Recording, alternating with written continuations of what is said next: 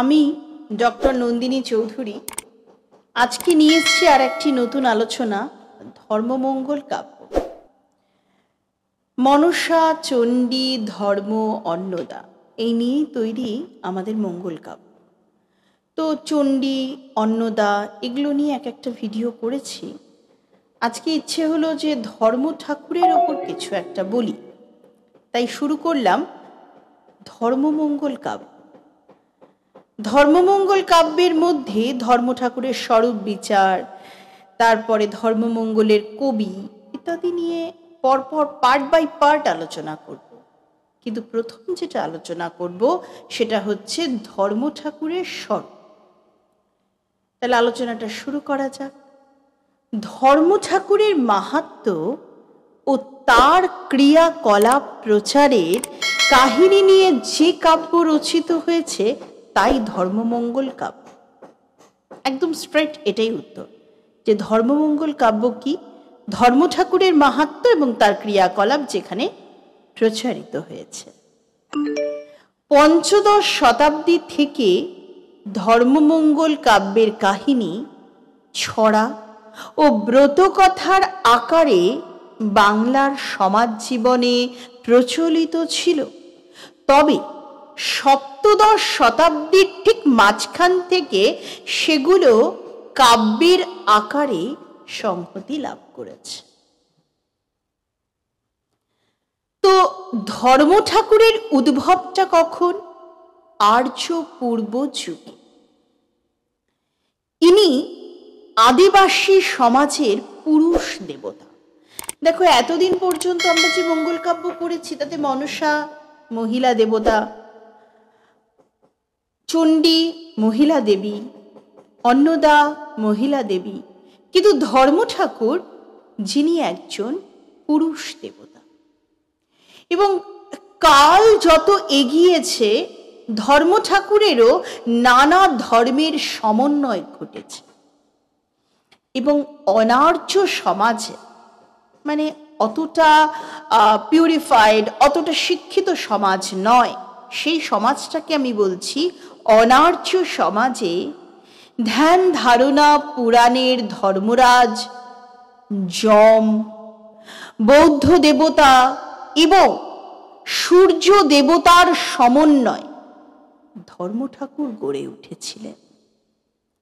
ঠিক তার পরবর্তীকালে শিব, বিষ্ণু, বরুণ, কুর্ম, এমনকি ইসলামী ধর্মের সঙ্গে মিশে ধর্ম ঠাকুর একটা নতুন রূপ লাভ করেছে।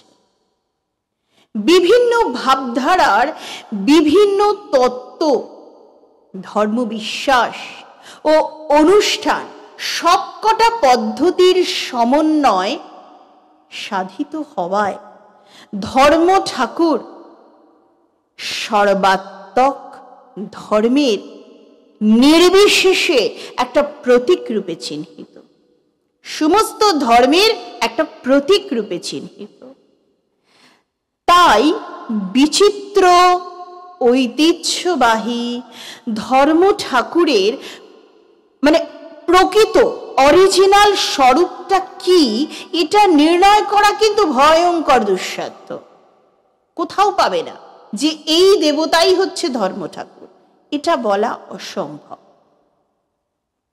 তবে এই যে ধর্ম ঠাকুর, এই দেবতার কোনো নির্দিষ্ট আকৃতি নেই। একটা প্রস্তরখণ্ডের ওপর ধর্ম ঠাকুরের যে আকৃতিগুলো পাওয়া গেছে সেগুলো কোথাও কোথাও কুর্মাকৃতি, কোথাও ডিম্বাকৃতি, আবার কোথাও পিতলের চক্ষুযুক্ত প্রতীকী। এবং মনে রাখবে, যারা বলে আমি ধর্ম ঠাকুরের পুজো করেছি তারা কোনো মূর্তিকে পুজো করে না, তারা শিলাকে পুজো করে। শিলামূর্তির দ্বারাই এই ধর্ম ঠাকুর দেবতা সবার কাছে পূজিত হন। বিভিন্ন স্থানে তিনি বিভিন্ন নামে পরিচিত। যেমন যেমন কোথাও তিনি ধর্ম ঠাকুর বাঁদর রায়, শ্যামবাজারের গ্রামে দুলু রায়, গোপালপুরে কাঁকড়া বিছে, দেবপুরে জগৎ রায়, কোথাও যাত্রা সিদ্ধি রায়, এরকম বিভিন্ন নামে তিনি কিন্তু পরিচিত মানুষের কাছে। হরপ্রসাদ শাস্ত্রী ধর্ম ঠাকুরের প্রসঙ্গে বৌদ্ধ দেবতার কথা বলেছেন।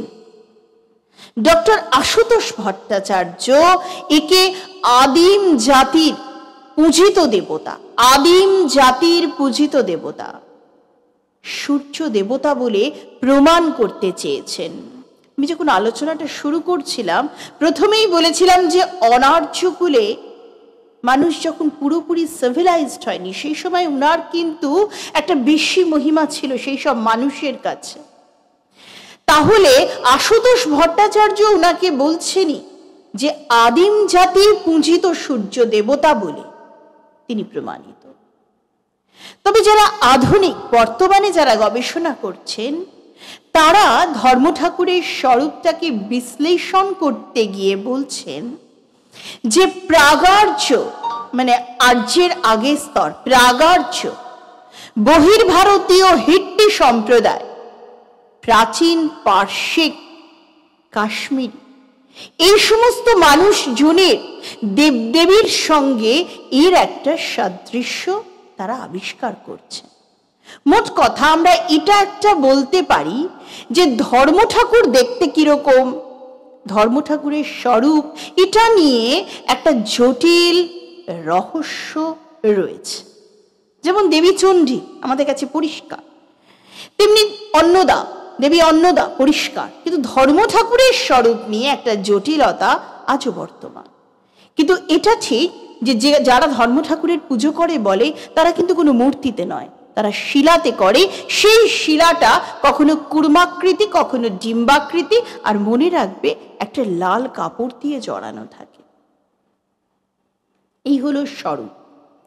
তো ধর্ম ঠাকুরের স্বরূপটা যেমনই হোক না কেন, মানে উনি যেমনই দেখতে হোক না কেন, যেমনই কিছু হোক না কেন, উনার মহিমা সম্পর্কে কিন্তু সকলেই একমত যে ধর্ম ঠাকুর মহিমা মানে দেবী চণ্ডীকে ডাকলে, মা কালীকে ডাকলে, লক্ষ্মী ঠাকুরকে ডাকলে যেমন লক্ষ্মী পাওয়া যায়, মা কালীকে ডাকলে বিপদ থেকে বাঁচা যায়, তেমনি ধর্ম ঠাকুরকে ডাকলে কি পাওয়া যায় বা আদৌ পাওয়া যায় কিনা এই বিষয়টাতে কিন্তু প্রত্যেকে একমত।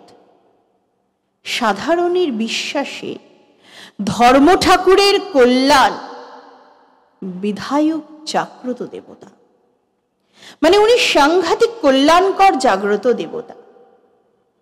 তার পুজো করলে নাকি ভালো ফসল উৎপন্ন হয়, নারীর বন্ধাত্ব মোচন হয়। বন্ধাত্ব মানে যাদের অনেক দিন ধরে বাচ্চা কাচ্চা হয় না, সেই বন্ধাত্ব মোচন হয়, কুষ্ঠব্যাধি দূর হয়, যে কোনো কামনার সিদ্ধি হয়।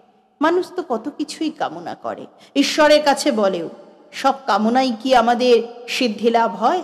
কিন্তু বলছে ধর্ম ঠাকুরের কাছে নাকি কামনা করলে সিদ্ধি হয়, এবং জীবনের কোনো অকল্যাণ বা অশুভ শক্তি তার উপর পড়তে পারে না। এই যে আজকাল আমরা শুনি বিভিন্ন ফেসবুক, বিভিন্ন ইউটিউব চ্যানেলে নেগেটিভ এনার্জি, এটা কি বলছে? অশুভ শক্তি।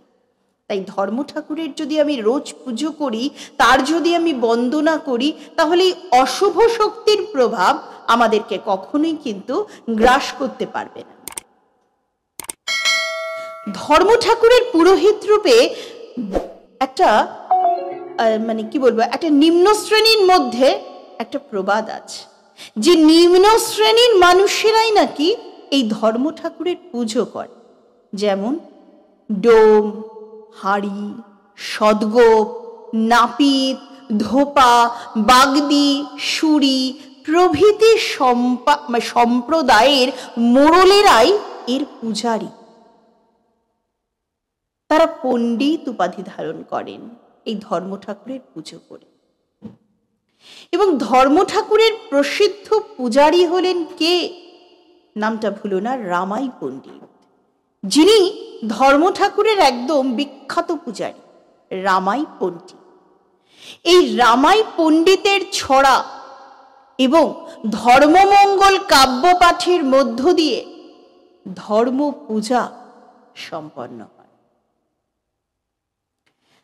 ধর্ম ঠাকুরের নিত্য পুজো ছাড়াও বিশেষ তিথিতে বিশেষ ঘটাকুড়ি পুজো হয়। সেই তিথিগুলো কি কি? চৈত্র সংক্রান্তিতে শ্রাবণ পূর্ণিমার মধ্যে 12 দিন ধর্মের গাজন অনুষ্ঠিত হয়। এই গাজন অনেক ভক্ত, অনেক সন্ন্যাস তারা কিন্তু গ্রহণও করেছেন এবং ধর্ম ঠাকুরের কাছে গাছ, মুরগি, শূকর, হাঁস প্রভৃতি বলি দেবার একটা নির্দিষ্ট রীতি কিন্তু প্রচলিত আছে। তাহলে ধর্ম ঠাকুর, এই আলোচনাটুকুর মধ্যে দিয়ে এটুকু বুঝলাম যে ধর্ম ঠাকুরের প্রকৃত স্বরূপ কি, কেমন দেখতে আমরা জানি না, কিন্তু এটুকু আমরা জানি যে ধর্ম ঠাকুরের পুজো করলে আমরা এই সুফলগুলো পেতে পারি। বন্ধ্যাত্ব দূর হতে পারে, আমাদের মনের অভিপ্সিত ইচ্ছেগুলো পূরণ হতে পারে, এগুলো আমরা পেতে পারি। এবং ধর্ম ঠাকুরের পুজো করবারও কিন্তু নির্দিষ্ট সময় আছে, যেটা একটু আগে বললাম। এবং ধর্ম ঠাকুরের পুজো করবার জন্য যেমন মা কালীর জন্য আমরা বলি দিই, তেমনি ধর্ম ঠাকুরের জন্য আমরা বলি দিই, কিন্তু সেগুলো গাছ, মুরগি, শূকর, হাঁস এগুলোকে আমরা বলিও দিচ্ছি। তার মানে উনি অবশ্যই একজন জাগ্রত দেবতা। আর ধর্ম ঠাকুরের বিখ্যাত পুরোহিত রামাই পণ্ডিত। তো ধর্ম ঠাকুরের স্বরূপের আর একটা গুরুত্বপূর্ণ দিক হলো অহিংস এবং নির্বিকার চরিত্র বৈশিষ্ট্য। বিভিন্ন যে ধর্ম, সেই বিভিন্ন ধর্ম সম্প্রদায়ের সংমিশ্রণে, আলোচনার প্রথমেই কিন্তু এটা বলেছি যে বিভিন্ন ধর্ম সম্প্রদায়ের সংমিশ্রণে এই দেবতা গড়ে উঠেছেন বলেই অনেক পণ্ডিতেরা বলেন যে এর মধ্যে কোনো বর্ণবিরোধ নেই।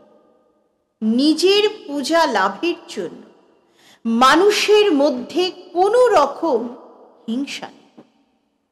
ভক্তকে প্রলুব্ধ করার, যে আমার ধর্ম তুমি নাও, আমার ধর্ম তুমি নাও, ভক্তকে প্রলুব্ধ করবার কোনো চেষ্টাই নেই। মনে হয় যে ধর্ম ঠাকুরের পুজো বহুদিন পূর্ব থেকে সমাজে প্রচলিত ছিল বলেই মঙ্গল কাব্যের অন্যান্য দেবতার মতো ইনিও পূজা লাভের জন্য কোনোদিন প্রতিযোগিতায় আসেন যে আমি ওপরে, দেবী চণ্ডী ওপরে না দেবী অন্নদা ওপরে, এরম ধরনের কোনো প্রতিযোগিতার প্রয়োজনই হয়নি ধর্ম ঠাকুরকে। এই ধর্ম ঠাকুরের পুজোর জন্য বলি দেওয়ার একটা ব্যাপার ছিল। কি বলি দিচ্ছে? মা কালীতে আমরা জীব বলি দিচ্ছি, ঠিক ধর্ম ঠাকুরের জন্য গাছ, মুরগি, শূকর, হাঁস এইসব বলি দেওয়ার একটা রীতি রয়েছে। এখন যেটা একটা বড় কথা, যে ধর্ম ঠাকুরের স্বরূপের একটা ভীষণ বড় বৈশিষ্ট্য হলো অহিংসা। কোন রকম হিংসাবৃত্তি নিয়ে ধর্ম ঠাকুরকে ভালোবাসলে চলবে না। অহিংসা, নির্বিকার চরিত্র। এবং এটা মনে রাখতে হবে যে বিভিন্ন ধর্ম সম্প্রদায়ের সংমিশ্রণে কিন্তু এই দেবতা গড়ে উঠেছেন। এটা কিন্তু আমি আলোচনার শুরুতেই বলেছি যে অনেক ধর্ম সম্প্রদায়ের সংমিশ্রণে এই দেবতা গড়ে উঠেছেন বলেই এই দেবতার মধ্যে বা এই দেবতাকে ডাকার মধ্যে কোনো বর্ণ বিরোধ নেই। এবং নিজের পুজো লাভের জন্য মানুষের প্রতি কোনো রকম হিংসে, সব থেকে যেটা বড় কথা, যে ভক্তকে যে প্রলুব্ধ করা, সেরকম কোনো চেষ্টাই নেই। ভক্তকে প্রলুব্ধ করবার কোনো রকম চেষ্টা নেই। মনে হয় এটাও, মানে কোনো সমালোচকের মনে হয় যে ধর্ম ঠাকুরের পুজো তো বহুদিন থেকে শুরু হয়েছে, অনেক দিন থেকে। এটা আলোচনার প্রথমেই বলেছি, অনার্য সমাজ থেকে ধর্ম ঠাকুরের পুজো প্রচলিত হয়েছে। এবং মঙ্গল কাব্যের যারা অন্যান্য দেবতার মতো ইনি পূজা পাওয়ার জন্য বা লাভের জন্য কোনোদিনও প্রতিযোগিতায় নামেননি বা কোনো রকম সংঘর্ষের মধ্যেও লিপ্ত হননি। শুধুমাত্র দুষ্টের দমন, শিষ্টের পালন, এটাই ছিল ধর্ম ঠাকুরের একমাত্র লক্ষ্য। অতএব আমরা ধর্ম ঠাকুরের শুধু এটুকুই জানতে পারি যে ধর্ম ঠাকুর যিনি একটা শিলা, এবং সেই শিলাটা কখনো কুর্মাকৃতি কখনো ডিম্বাকৃতি, একটা লাল কাপড়ে মোড়া। অনার্য সমাজ তাকে পুজো করত, নিম্ন সমাজ যারা মানে সুরি ডোম এরা পুজো করে ধর্ম ঠাকুরের। কিন্তু তার যে কত সুন্দর মাহাত্ম্য এটা কিন্তু আমরা খুব একটা শুনি না। তাই ধর্ম ঠাকুর এমন একজন দেবতা যিনি কোনো প্রতিযোগিতায় লিপ্ত হয়নি, যিনি কোনো রেষারেষিতে লিপ্ত হয়নি, যিনি কোনো বর্ণবিরোধে নেই। তার একমাত্র লক্ষ্য যে খারাপ সে সরে যাক, তার দমন হোক, যে ভালো তাকে পালন করা হোক। তাই বলেছি দুষ্টের দমন, শিষ্টের পালন। ধর্ম ঠাকুরের এটাই একমাত্র লক্ষ্য।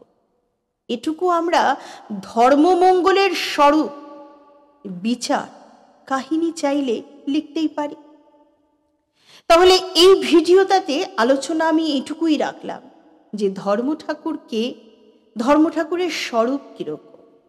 এর পরবর্তী ভিডিওতে আমি নিয়ে আসব যে ধর্মমঙ্গল কাব্যের অন্যতম শ্রেষ্ঠ কবি কারা এবং কেন তাকে শ্রেষ্ঠ বলা হয়েছে। তাহলে এই আলোচনাটা এখানেই শেষ করলাম।